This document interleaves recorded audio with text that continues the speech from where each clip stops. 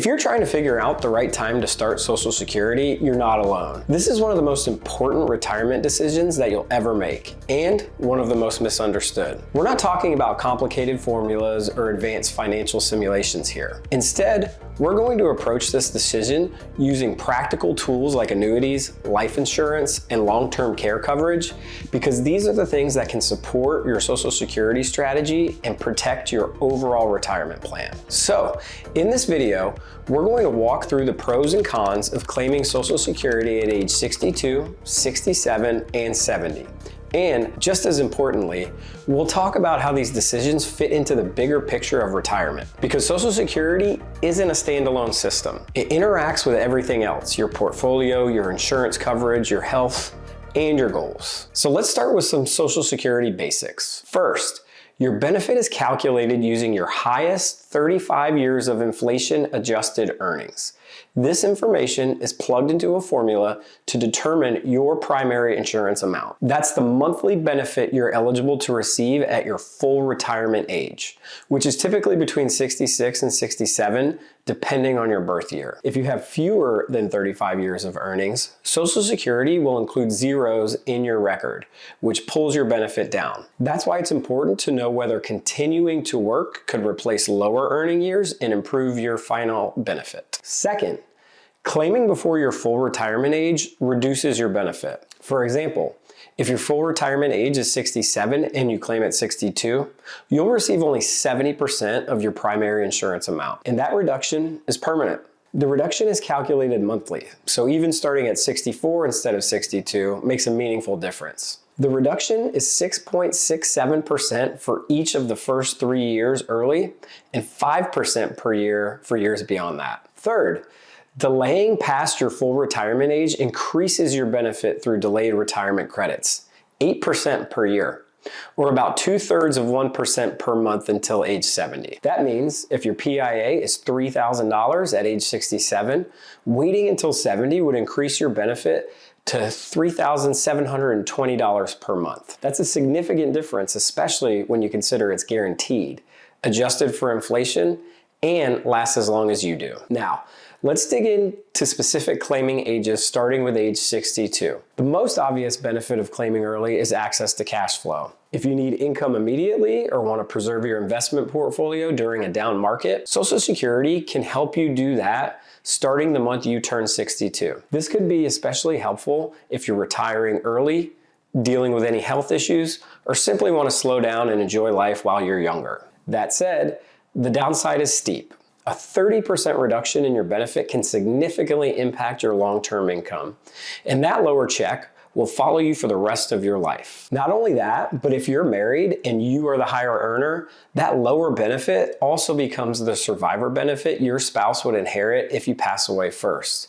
So in this case, you're not just making a decision for yourself, you're making a decision that could affect your spouse's income 10, 20, or even 30 years from now. There's also the earnings test to consider.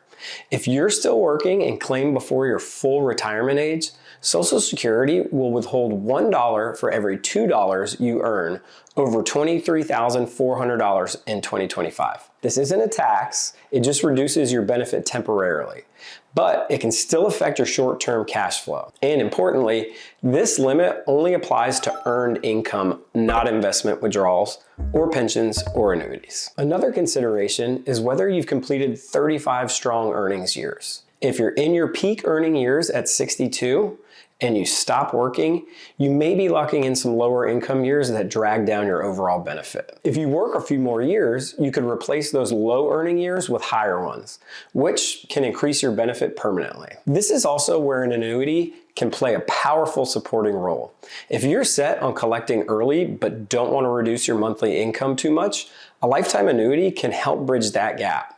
For example, if your reduced Social Security benefit at 62 is $2,100 per month, but you want a $3,000 income floor, a $900 per month annuity can make up that difference, guaranteed for life, just like Social Security. This can be especially comforting if you're worried about market volatility in the early years of your retirement. Additionally, life insurance can help cover the long-term impact of that early claim decision. If you're spending down your assets sooner by retiring at 62, you may have less to leave behind. A permanent life insurance policy can provide a guaranteed death benefit that protects your spouse or heirs, even if you use more of your savings early on. Next, let's talk about claiming at full retirement age, typically age 67. This is when you're eligible for 100% of your primary insurance amount with no reductions. The benefit here is obvious: no penalties for claiming early and no extra credits for delaying. You're getting what you earned. There's also no earnings limit at this point.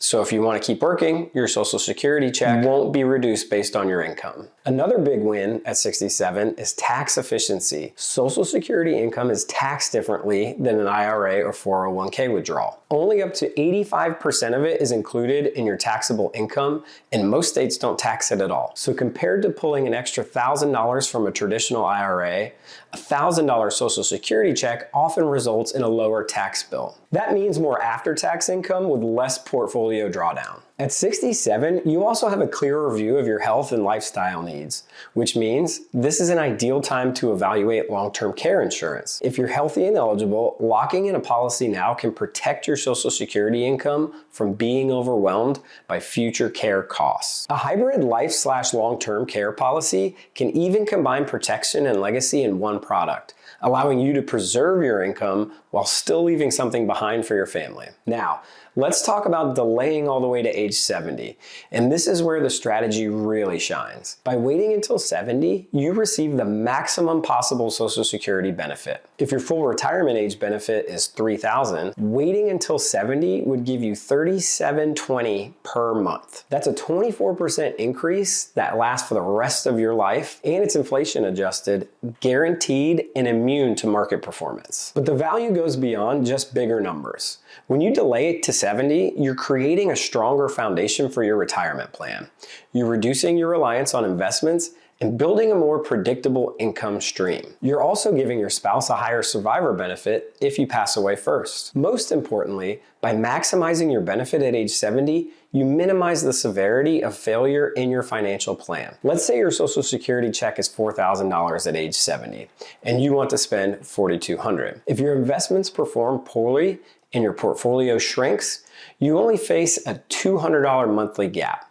That's easy to cover with a lifetime income annuity, which can provide exactly that missing piece. This means that even in a worst case scenario, market losses, longevity, unexpected expenses, you still have a high, stable income floor. If you're drawing down your portfolio more aggressively in your 60s while waiting to claim at 70, life insurance can help protect your legacy. A permanent policy ensures that even if your savings drop, your spouse or children receive a guaranteed death benefit. It's a way to offset the opportunity cost of waiting for a higher Social Security check. And what about the growing risk of long-term care expenses? Even a $4,000 Social Security check won't go far if you're facing $100,000 a year in nursing home care. That's where long-term care insurance becomes essential. It protects both your monthly income and your savings. Hybrid policies are especially attractive for many retirees. They offer long-term care benefits if you need them and a death benefit if you don't. By integrating these tools, annuities, life insurance, and long-term care insurance, you're not just delaying Social Security to get a bigger number. You're building a resilient, flexible retirement plan that accounts for real-life risks. You're setting yourself up with a strong income floor and reducing the financial stress that can come from unexpected events. So what's the right decision? 62, 67, or 70? The truth is it depends. Your health, your need for income, and your spouse's benefit, your investment performance, your risk tolerance, all of it matters. But by understanding how Social Security interacts with other tools and assets, you're in a much stronger position to make an informed, confident decision. No matter what you choose, make sure you're aligning Social Security with the rest of your plan. And if you want to take the next step, check out the video I've linked here. I'll walk you through simple strategies to help you maximize your Social Security benefits.